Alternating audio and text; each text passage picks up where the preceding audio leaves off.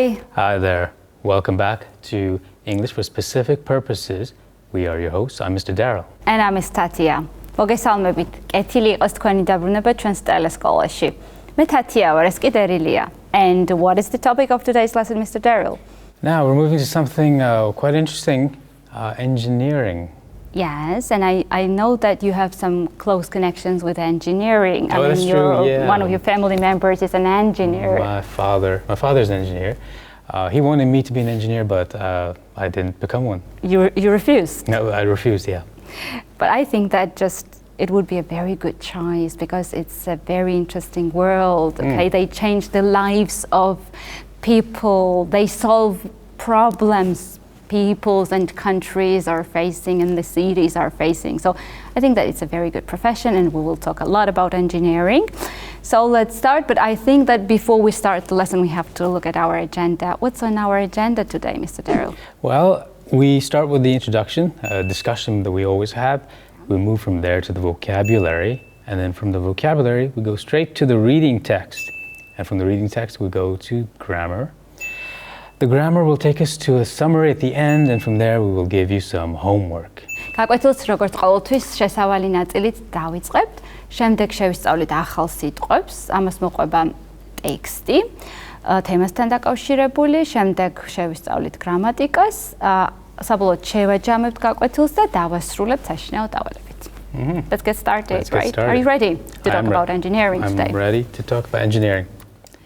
Okay, so I think that today we're going to talk about buildings and structures. And I would like to ask you, what is the most amazing building in your home city?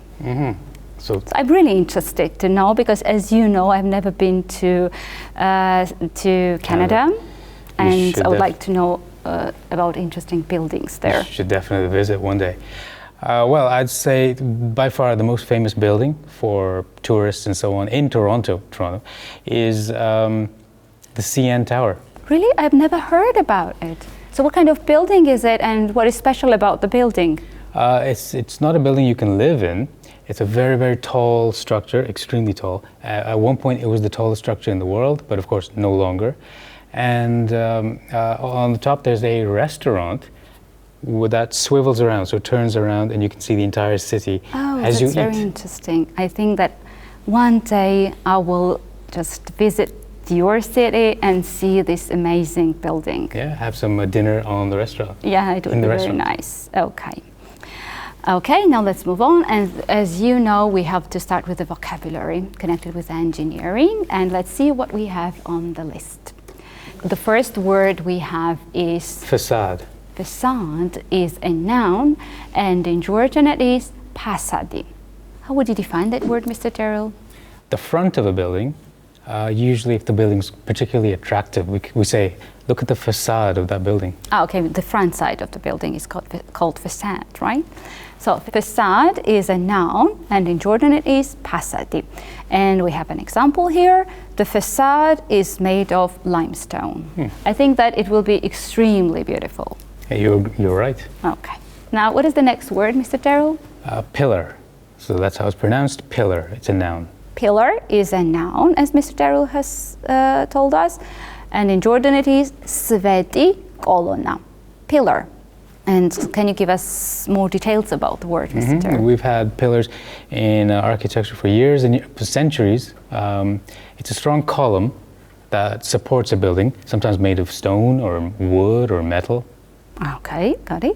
So pillar, it's a noun, and in Georgian it is sveti kolona. And here we have an example. A row of reinforced concrete pillars supports the bridge. Now, usually bridges are supported by the pillars, right? Yes, along the sides. Yeah, okay. And the next word we have is arch. Arch is a noun, and in Georgian it means tari. How would you define that word, Mr. Daryl? An arch is a structure consisting of a curved top, so it looks curved, and it supports a building or a wall, perhaps. Arch is a noun, and in Georgian it is tari. And here we have an example. In many churches, the side aisles are separated from the central aisles by a row of arches. It's so beautiful, right? Okay, and what is the next word we have, Mr. The next word, it's a noun, and it's spire. Spire. Spire is a noun, and in Georgian it is špili, cveti.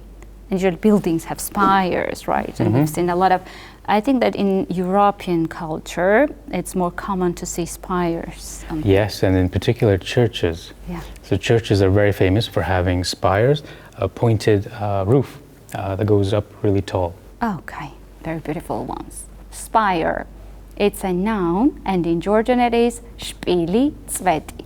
And here we have an example.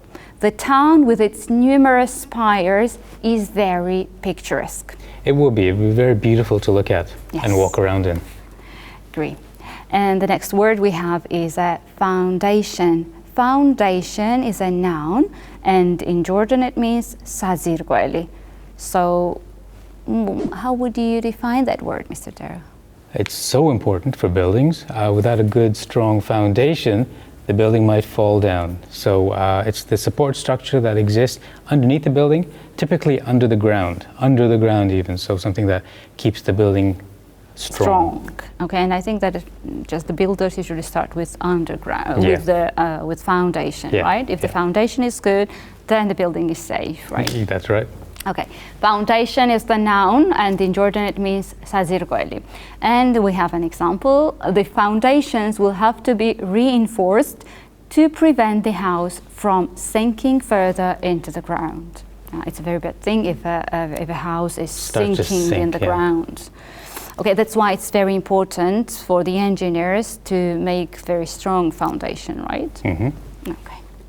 And I think that we have finished with words, and it's time to practice and find out how well we remember the definitions of the words. So on the screen you will see the definitions, and we have to choose the right word for the definition. Do you want to go first, Ms. Thათια? Of course. Now will you read the definition for me? Yes. Okay, I'm ready. The first one is a structure consisting of a curved top on two supports that holds the weight of something above it. And I know what it is. It's called an arch. Arch. Very good. Okay, now let's move on, and I will read the definition for you, and you will try to choose the right word. A tall, pointed structure on top of a building, especially on top of a church tower. Well, we did talk about that. Yeah. I think the answer is spire. Yes, it's called a spire. So a tall, pointed structure on top of a building, especially on the top of a church tower, is called spire. Now the next one, and I have to try. The structures below the surface of the ground that support a building. We've talked a lot about it, how important it is to make it strong, and I think that it's called foundation. So foundation is a structure below the surface of the ground that supports a building. I think the building we're in has a good, strong foundation. Yeah, it's really important. Okay, now the next one, I'll read the definition for you, and you have to guess. A strong column made of stone, metal, or wood that supports parts of a building. This has to be a pillar. Pillar, you are right. So a strong column made of stone, metal, or wood that supports part of a building is called pillar. We've got pillars behind us, actually. Oh, by the way, yeah. Yeah, there you go. Okay, and the last and the easiest job for me, here is one definition in one word. Let me read it. So the front of a building, especially a large or attractive building, is called facade. Okay. Nice word, facade. Okay, yeah, really. I think that it sounds French, is it? It is French, you're right. It comes from the original French word facade. Oh, really? Nice. Okay, and I think that we have finished with the vocabulary, and it's time to move on to the reading section. But I think that we have to learn some words before we read a text, because it's not easy to understand everything if there are words we don't know. It's important to prepare yourself with as much help as you can get before you start something. I think that we are going to read about interesting buildings today, but before that we have to learn some words. And the first word we have is construction site. Construction site is a noun, and in Georgian it is სამშენებლო მოედანი. Is this the place where the construction goes on, or how would you define that word, construction site? Perfectly correct, yeah. A piece of land where a house or other building is being constructed, being built. Okay. So I think that it's not safe to walk around on the construction sites. No, usually they're blocked off, so you really can't walk there. Okay. So construction site is a noun, and in Georgian it means სამშენებლო მოედანი. And we have an example here. He was offered the job of foreman on an industrial construction site. And the next word we have is frame. Frame is a noun, and in Georgian it means arqasi. It's also a very important part of the building. So when we have the foundation, and then we have the frame. Frame, yes, so exactly. We start to have the basic shape of the building that other things are put onto. So this thing is the skeleton, if you will, the skeleton of the building. Okay, thank you very much. Frame is a noun, and in Georgian it is arqasi. And I have an example here. The houses have wood frames built on concrete slabs. A very interesting design, I think, right? Okay, well, and the next word we have is steel. Steel is a noun, and in Georgian it is poladi. It's a metal, right? Type of metal. It is a metal. It's iron, but stronger, made stronger, adding, I think, carbon to iron. And what you get is this new metal, steel, which is much stronger, and it's often used as the frame for buildings and cars and so on. Okay, I got it. Steel is a noun, and in Georgian it is poladi. And we have an example as usually. The gates were locked with a heavy steel chain. So if it is locked with a heavy steel chain, so it might be very difficult to open the In case you were thinking of stealing something, it'd be very difficult to get in there. Okay. And the next word we have is eyesore. Eyesore. Eyesore is a noun, and in Georgian it is სიმახინჯე, something which is very ugly, okay, and stands out from the landscape maybe, or just... That's right, something unpleasant or ugly that's in the public space. An eyesore, two words that combine to make this word, eyesore. Okay, eyesore is a noun, and in Georgian it is სიმახინჯე. And we have a good example here. They think that the new library building is an eyesore. Okay, now let's move on, and I think that this is the final word we have, and it is parasol. Parasol is a noun, and in Georgian it is მზისგან დამცავი ქოლგა. So it's very interesting, just how is it connected with the engineering and buildings? Yeah, we'll but I think that we're going to find it out, okay? Parasol. So how would you define the word for us, Mr. Darrow? It's a fancy word for basically a simple thing. A parasol is another word for an umbrella. Umbrella. Yeah, so an umbrella that you use to protect yourself from the heat, by the way, not from the rain, but from the heat. Okay. So parasol is a noun, and in Georgian it is მზისგან დამცავი ქოლგა. And here we have an example. The woman's parasol turned out to be very useful in the afternoon heat. As you said, it's for heat, for the sun. Against the sun. Against the sun, sorry.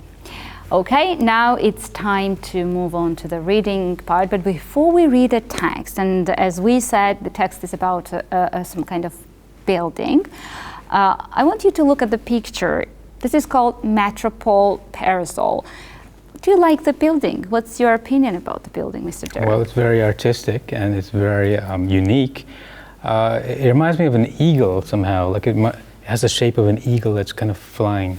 It's strange that you like it, because for me it's an eyesore. Oh. Yeah. I don't like it at all. It's really strange, and I wouldn't say that there is anything beautiful about it. Wow, very strong opinions. Okay, yes, so we're going to read and find out, first of all, what kind of building it is, and then what people think about it. Okay, do they like it or not? Let's start. While beginning construction on a new parking garage in 2003, workers in Seville, Spain, were suddenly faced with a dilemma. The garage construction site was right on top of a large area of ancient Roman ruins. Seville city officials knew that preserving these priceless treasures from ancient history was far more important to their city than adding a few parking spaces. The mayor stopped construction immediately, and the city devised a new plan for the space. After many long meetings, officials finally reached a decision. They would convert the space into a museum where visitors from near and far could view the artifacts. But they didn't want just another building. They felt that the center of Seville needed an inviting community center where people would meet friends, sit outdoors and read a book, shop, eat in restaurants, and just enjoy themselves. I like that. So they applied creativity to a situation that people were unhappy about. Really? Okay, now let's move on. To select the design, the city held a competition for architects around the world. The aim was to create a unique structure that would protect the ruins while also creating a lively, open public space. After reviewing hundreds of applications from around the world, the judges settled on a design by Jürgen Meyer, who was a German architect. Meyer called his design the Metropol Parasol, kind of like a rhyming scheme. Okay, a very interesting project, and let's see how it worked. Building the parasol was no easy feat. Protecting the Roman ruins was a priority. As a result, workers were not allowed to dig large areas of the ground. Instead, the parasol was designed to float above the ground. In fact, in an area covering 18,000 square meters and 4-story, 29-meter-high structure only touches the ground in 6 places. With this unusual design, safety had to be considered very carefully. The wooden exterior was put in place over a super strong frame of concrete, steel, and granite. Building took 7 years and cost 90 million euros to complete. Today, the Parasol complex houses an underground archaeological museum, a farmer's market, and many cafes and restaurants. On the upper level, visitors can enjoy views of Seville from the panorama deck. It really seems interesting. It would convince me to go visit Seville just to see that. Yeah, I would also visit it and see. Maybe the picture is kind of cheating me, and it's a nice thing in reality. You can't trust a bad picture. Okay, well. So how will the Metropol Parasol influence future city planning and architectural design? As with any element of design, the parasol is attracting differing opinions. Some say the structure is an iconic landmark and a work of art. Opponents call it an overpriced eyesore and say that the odd mushroom shape doesn't fit with the rest of the city. Are the critics overreacting? Will these kinds of manufactured landscapes be the way of the future? We'll have to wait and see. We'll have to wait and see. Okay, but it was very interesting to find out about such an interesting plan, about an interesting project, right? Are there any buildings in Tbilisi that you think are eyesores, perhaps? Eyesore? I wouldn't say. I love my city so much that I don't think that any building here is an eyesore. What about you? You are just a newcomer, a visitor. Maybe some buildings look like eyesores for you. No, I love the city very much. Okay, so we agree on that. Okay, now let's move on. And we have statements, and we have to decide whether the statements are true or false. I mean, based on the text, right? Okay, the first statement is the following.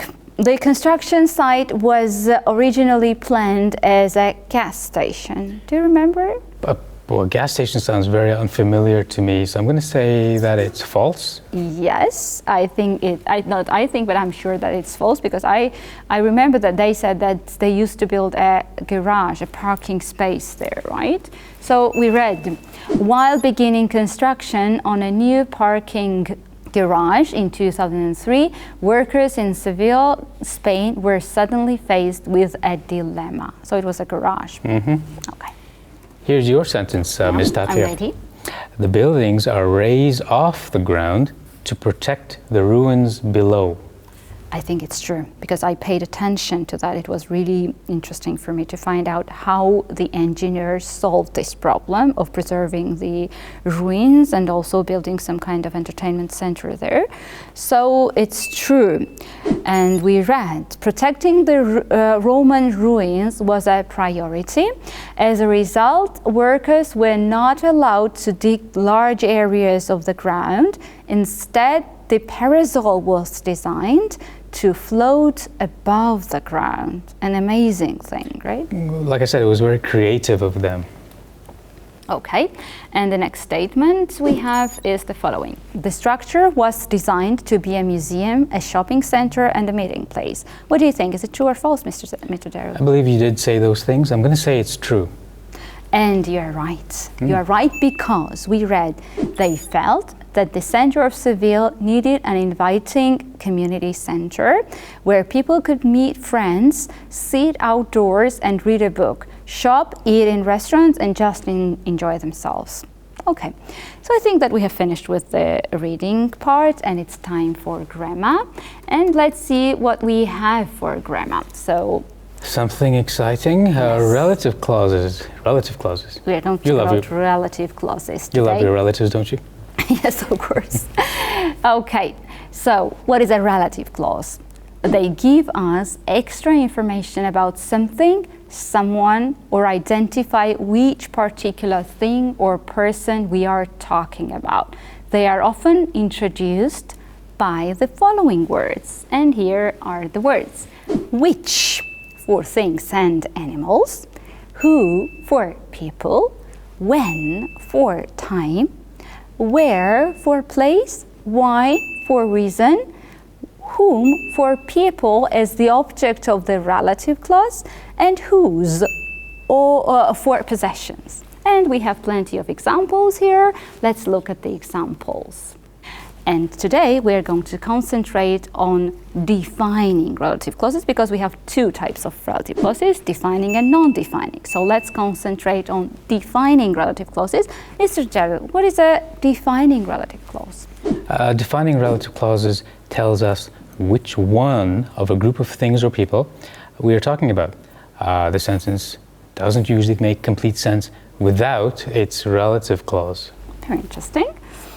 So defining relative clauses are not separated from the rest of the sentence by commas. And here is an example.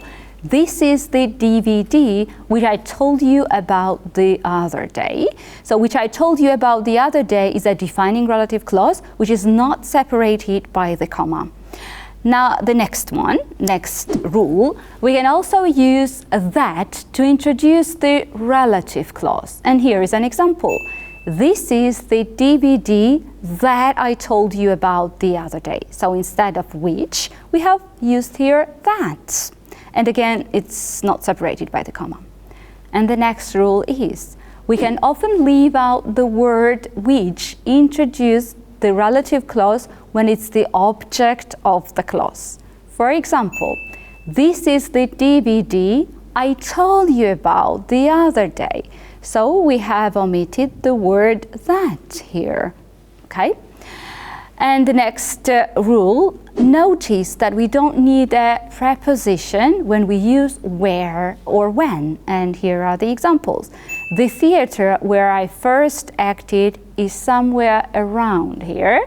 And we would not say, the theater where I first acted in is somewhere here. This is a wrong sentence. We do not need any preposition here. Okay? And I think that's I have finished with the theoretical part, and it's time to practice. Here we have the sentences, and we have to decide whether they are correct or incorrect. Okay? Let's look at the sentence. Here is a photo of the hotel where we stayed in when we were in Beijing. Do you think that the sentence is correct, grammatically correct? No, I believe you'd have to take off the in, so I would say it the following way. Here's a photo of the hotel where we stayed when we were in Beijing. Yeah, one of the rules told us that we do not need to use preposition when we have where or when, right? Okay. Now the next one. He's a person for who very few people feel much sympathy. Do you think that it's correct sentence? No, immediately to my ear, the word who doesn't really belong there. I would say it the following way. He is a person for whom very few people feel much sympathy. Yeah, because this is an object of the relative clause, right? Okay, and the next one. I'll read the sentence. This is the first occasion on which the leaders of these two countries have met. And I think again this is incorrect sentence. We do not need a preposition on here. So I would say the sentence like this. This is the first occasion where the leaders of these two countries have met. Mm-hmm. Okay, nice. And I think that we have come to the end of the lesson and it's time to wrap the lesson up. Mm-hmm. So we had a look at vocabulary, as you remember in the beginning. We moved from there to the reading text, which was about a fascinating place in Seville, Spain. And from there we looked at grammar, defining relative clauses. ეხლა კი ჩვენი გაკვეთილი შევაჯამოთ. გაკვეთილის დასაწყისში გავეცანით სიტყვებს, რომელიც ინჟინერიასთან იყო დაკავშირებული. შემდეგ წავიკითხეთ ტექსტი საინტერესო პროექტზე. შემდეგ განვიხილეთ გრამატიკა. ეხლა კი დროა დავასრულოთ საშინაო დავალებით. Now it's time for homework, Mr. Derill. What are we going to have as a homework? Something, well, I wanted to ask you, but let's ask the audience. Write a paragraph describing the most fascinating building in your town. And I think that we are going to read about a lot of interesting buildings, right? Mm-hmm. And where can the homework be uploaded? A usual question. Good question. They can be sent to the address that's on the screen right now. Okay, so I think that we are going to talk about engineering in the next lesson too. That's so we're true. going to find out interesting things connected with engineering. But let's say goodbye to the audience today. So stay with us and keep on learning. Until next time, goodbye. Bye.